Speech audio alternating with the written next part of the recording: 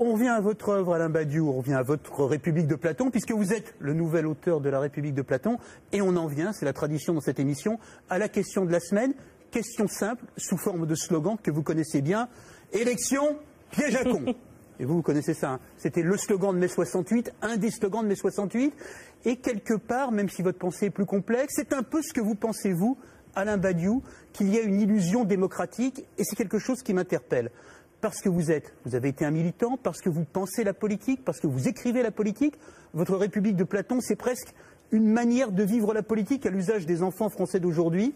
Et pourtant, alors que nous sommes en pleine campagne présidentielle, elle ne vous intéresse pas. Vous expliquez que le jeu traditionnel de la politique, c'est une comédie ou une tragédie. Je voudrais comprendre, Alain Badiou, pourquoi ce qui nous passionne, nous, observateurs, ne vous intéresse pas. Est-ce que vous êtes sûr qu'aujourd'hui, tous les observateurs, pour employer votre mot, sont réellement passionnés? Ou les citoyens? Et les citoyens eux-mêmes, sont-ils réellement si passionnés que vous le dites? Est-ce que véritablement l'ensemble des déclarations des candidats les passionne, les enthousiasme, les soulève? Est-ce que l'on voit de grandes manifestations, vive un tel, vive un tel? Nous n'en nommerons aucun ce soir. Non, on peut pas. Règle du CSA. Nous n'en nommerons aucun. Est-ce qu'on ne voit pas cela? Je vois un enthousiasme politique véritable dans les manifestants de la place Tahrir en Égypte. J'en vois, on en parlait tout à l'heure, dans les manifestations des indignés, je vois là des gens se rassembler autour d'une conviction, autour d'une idée. Dans le jeu parlementaire, ce que je vois, c'est un déferlement médiatique ininterrompu qui ressemble quand même à un espèce de ruisseau homogène et monomorphe, si je peux dire, qu'il y a une seule forme. Donc je voudrais d'abord qu'on pose la question de cette passion. C'est une passion largement organisée, largement faite du dehors. Ce n'est pas une passion spontanée qui se manifeste par le déploiement des foules, des gens, des enthousiasmes. Mais c'est ce qu'on a trouvé, c'est ce que nous avons, Alain Badiou. Voyez-vous. Alain Badiou, c'est ce que nous avons trouvé de moins mauvais pour choisir nos dirigeants. Oh, la théorie du moins mauvais, ça, vous savez, la théorie du moins mauvais ne peut pas impressionner le philosophe que je suis. Hein. Elle a beaucoup servi pour justifier le pire. Le moins pire par rapport au plus pire, par exemple. C'est Churchill qui a inventé cette histoire, qui a consisté à dire que la démocratie, c'était le pire de tous les régimes, à l'exception de tous les autres. Il avait raison? Eh ben non, il n'avait pas forcément raison. Pourquoi aurait-il eu raison? Parce que si la démocratie, on peut vivre. Mais il se peut que le meilleur régime politique soit à venir, qu'il dépende d'une invention de l'humanité.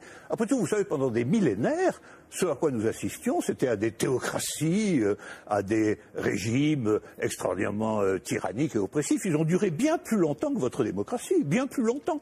Donc cette démocratie, c'est peut-être tout simplement une sorte de petit intervalle dans l'histoire. Surtout qu'elle ne marche que là où le capitalisme est déchaîné. Hein. Ça, c'est un fait. Hein. Le régime parlementaire démocratique, je le constate, c'est un fait, il n'existe comme régime installé, consensuel, conséquent, que là où l'économie capitaliste s'est développée. Et quand l'économie capitaliste commence à flancher, ce type de représentation politique se sent aussi un peu malade, n'est-ce pas ? C'est là où on en vient au cœur de votre pensée. Un tout petit moment d'explication. Vous êtes, Alain Badiou, un de ceux qui avaient revendiqué le mot communisme, alors même que les régimes communistes ou étiquetés communistes étaient effondrés. Vous aspirez à un régime politique qui serait placé sous le signe de l'égalité. Tout votre livre, hein, toute la République de Platon, tourne autour de cette idée. La cité idéale, c'est la cité de l'égalité, la cité de l'idée juste, donc du communisme. Et quand vous nous dites, pour moi, le capitalisme, c'est l'équivalent de la démocratie, là est la racine de votre rejet de la démocratie, je ne vous trahis pas. De cette démocratie-là, parce que je n'accepterai pas de dire que je rejette la démocratie. Vous avez parlé tout à l'heure d'une illusion démocratique, mais la démocratie que nous connaissons aujourd'hui, c'est elle qui est l'illusion démocratique. Parce que personne, dans le débat politique français ou étranger, dans les pays démocratiques, ne veut abolir le capitalisme. C'est ça le sujet. C'est pas exactement ça. C'est un petit peu plus précis. C'est parce que les différents gestionnaires possibles de notre société sont des gens qui, de toute façon, admettent pour l'essentiel l'ordre établi. Ça, il faut en convenir. D'ailleurs, s'ils n'admettaient pas les uns et les autres l'ordre établi, ils n'accepteraient pas de se succéder comme ils le font. Il faut bien que tel candidat ne soit pas extraordinairement différent de tel autre pour qu'ils puissent alterner le mouvement des affaires restant à peu près le même, après tout. Donc il y a un consensus fondamental qui fonde ce que vous appelez, vous, la démocratie, qui est une démocratie tout à fait normée, tout à fait particulière, et qui repose sur des acceptations fondamentales premières. Voilà. Et donc je soutiens que nous ne vivons pas du tout dans la démocratie. Nous vivons en réalité en oligarchie. Voilà. Nous sommes dominés par une oligarchie financière, politique et médiatique. Tout le monde le sait d'ailleurs. Tout le monde voit parfaitement qu'il faut absolument maintenir ce système pour maintenir le système politique lui-même. Ce que je voudrais comprendre, Alain Badiou, si nos élections démocratiques sont un leurre et le paravent de l'oligarchie, alors dans votre société idéale communiste, qui choisirait les dirigeants? Platon, donc vous, expliquez ensemble que la cité idéale, c'est celle qui est gouvernée par l'idée, par le vrai, par la raison, donc par les philosophes. Est-ce qu'à ce titre, la cité idéale, c'est celle que Badiou gouverne? Bon, écoutez, je ne veux pas renoncer à cet éloge. Hein. C'était une question. Je ne suis candidat à rien. Mais enfin, si vous voulez absolument que je le sois, je peux me présenter au suffrage. Non. Et hors de la boutade, qui gouverne dans la cité juste, dans la cité idéale? Eh bien, qui gouverne normalement dans la cité juste, dans la cité idéale, c'est précisément tout le monde. C'est la démocratie véritable. C'est-à-dire qu'il n'y a pas d'État séparé de l'ensemble des gens. Voilà, c'est ça la cité idéale. La cité idéale, c'est la grande idée communiste de Marx lui-même, qui est un peu oubliée, mais que je voudrais rappeler. C'est le dépérissement de l'État.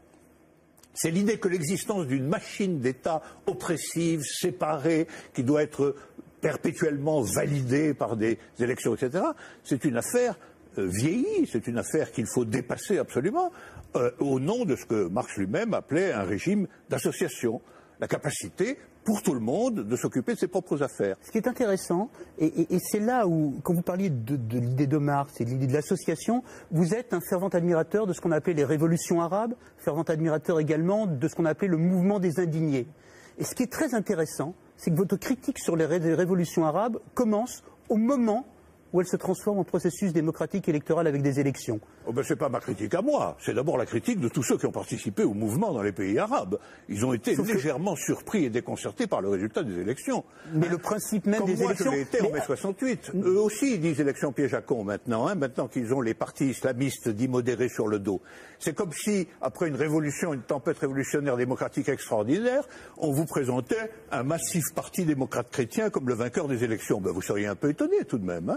C'est bien la preuve qu'il y a deux sens du mot démocratie qui ne sont pas du tout homogènes. Sauf que la revendication, Alain Badiou, la revendication du peuple contre les dictateurs, c'était de pouvoir voter. Bon, la revendication du peuple contre les dictateurs, c'était que les dictateurs s'en aillent. Mais ça, c'était leur revendication unanime. Sur la question du vote, il y a eu d'innombrables débats. Comment, quand, dans quelles conditions? Ces débats ont souvent été tranchés par des autorités extérieures au mouvement populaire lui-même. En Égypte, par exemple, ils ont été largement tranchés par l'armée. Autant dire par ce qui restait du régime d'avant. Parce que la révolution a été volée par l'armée. Mais les Tunisiens, par exemple, souhaitaient élire leurs dirigeants. De quel droit les en empêcher? Mais je ne veux pas. Vous croyez que j'empêche quoi que ce soit? Alors de quel droit regarder de haut leur choix? Eh bien, je ne regarde pas du haut le choix. Je dis au contraire que, à partir du moment où on accepte la procédure électorale, il faut accepter son résultat. J'ai en particulier été extrêmement étonné de toute une série de commentateurs qui étaient particulièrement enthousiastes du mouvement comme mouvement démocratique, c'est-à-dire comme mouvement destiné à ce qu'il y ait des élections. Et puis ensuite, ils n'ont pas été contents du résultat des élections. Ils ont dit, les élections, ils ont voté des islamistes, etc., etc. Non, ou bien on est pour les élections, et alors on en accepte le résultat avec faveur, ou bien on considère que les élections peuvent être non seulement un instrument non démocratique, mais un instrument de répression du mouvement démocratique. C'est absolument flagrant. Quand les révoltés de mai 68 ont dit élections piège à con, ils ont parfaitement vu que les élections allaient servir à enterrer le mouvement, et non pas du tout à le porter au nu. Mais si largement dans les pays arabes, c'est ce qui s'est passé. Mais si un mouvement est minoritaire, Alain Badiou, quelle est sa légitimité à conduire un pays? Justement, c'est tout le point de vue, c'est toute la question. C'est toute la question. Pour un philosophe, la question de ce qui est vrai, ou juste, ou bien, ne peut pas être une question de nombre. Les peuples peuvent se tromper, ils peuvent élire des Pétains, ils peuvent élire des Franco, ils peuvent élire des tyrans, ils peuvent élire... et par conséquent, il n'y a aucune relation mécanique entre l'idée de la majorité numérique et l'idée de ce qui est vrai et juste en politique. C'est l'évidence, on peut citer 1000 exemples de ce genre. Mais qui est l'arbitre du juste si ce n'est pas le peuple dans des élections telles qu'on les connaît, telles qu'on les admet? Mais l'arbitre du juste, ce sont des événements, ce sont des mouvements, ce sont des réalités effectives qui sont populaires. Vous comprenez? Démocratie, ça veut dire pouvoir du peuple. Mais je reviens sur ce point dans notre régime. Quel est le pouvoir du peuple? En quoi le peuple participe-t-il aux décisions les plus fondamentales? Les décisions de politique étrangère, les décisions concernant le statut des banques, les décisions concernant l'économie et ses orientations. Ces représentants dans l'Assemblée participent à ces décisions. Le représentant fait partie d'une classe politique qui fait partie d'une oligarchie générale. Il connaît les réalités, comme il dira toujours. Quand on veut dominer un peuple, on commence par lui dire, vous savez, il y a les réalités. Les réalités, ce sont celles du consensus politique existant, c'est tout. Et il doit les accepter, il doit se plier à ces réalités. Je peux avoir un certain nombre de besoins, de revendications. Si je vous suis et si je suis partisan d'un changement radical de la société, alors il ne me reste que la violence ou l'abstention dans un phalanstère que je construirai loin du monde. Mais non, c'est de la polémique, ça. C'est de la polémique, dire qu'on est acculé au choix entre violence ou phalanstère. Pas du tout. Si le vote ne sert à rien avec l'ensemble de mes concitoyens, que me reste-t-il? Mais la politique, ça consiste à organiser directement, à s'organiser soi-même d'abord et à s'organiser directement avec des gens. Les grands mouvements politiques novateurs n'ont pas commencé par les élections. Parce que d'où ils viennent, les candidats aux élections? Ils viennent de vieux mouvements politiques ancestraux qui ont été faits par des militants politiques et pas par des électeurs. Donc la question de la politique, c'est la question de ces militants. La question de ceux qui proposent et sont actifs au nom de la représentation qu'ils se font de ce que la société doit devenir. Et ce n'est pas des gens qui vont mettre en rampant dans un isoloir, ça c'est formidable comme mot, l'isoloir. La politique c'est être tous ensemble, mais là c'est l'isoloir. Alors qu'ils vont mettre dans un isoloir un petit papier. Alors mettez-le si vous voulez, votre papier, mais venez pas après pleurer concernant les déceptions graves qui vont être les vôtres.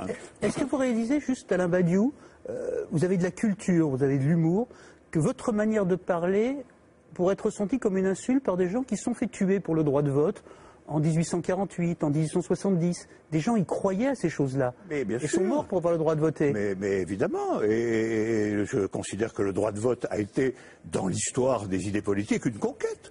Mais comme toute chose, les conquêtes, il faut en faire de nouvelles. Donc aujourd'hui, notre problème, ce n'est pas le droit de vote. Nous votons tout le temps.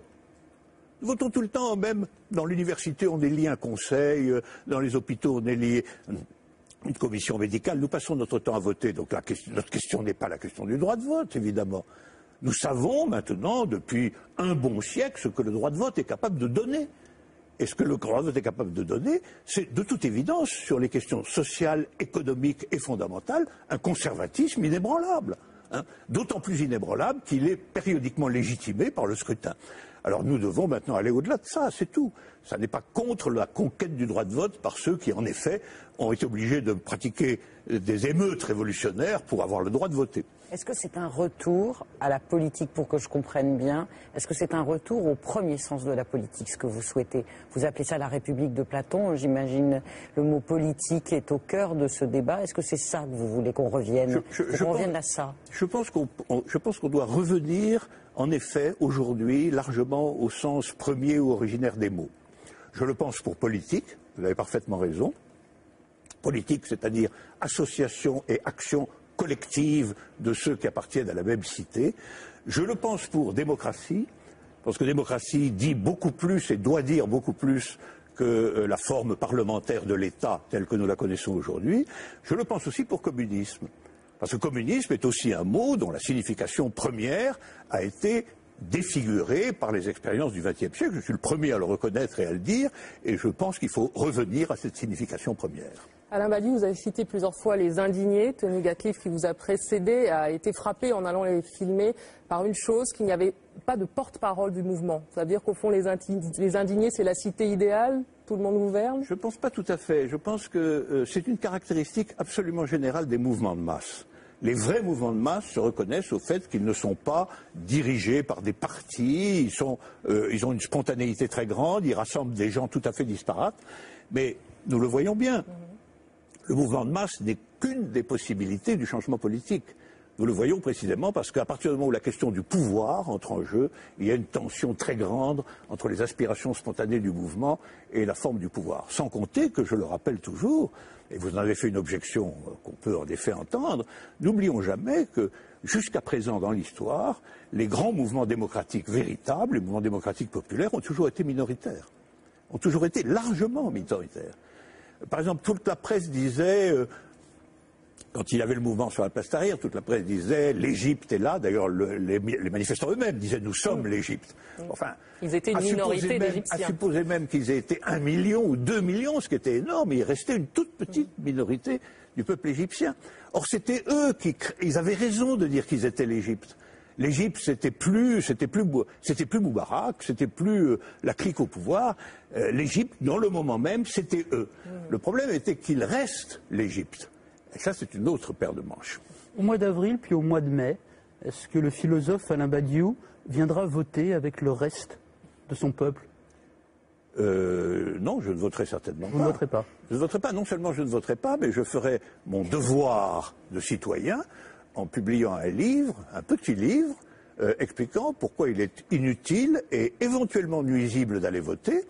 Petit livre que je recommande évidemment à tout le monde ici, et dont j'espère, vu sa taille, qu'il peut même être lu par quelqu'un dans le métro lorsqu'il se rend au bulletin de vote, et que l'ayant lu dans le temps du trajet, il renoncera à entrer dans l'isoloir.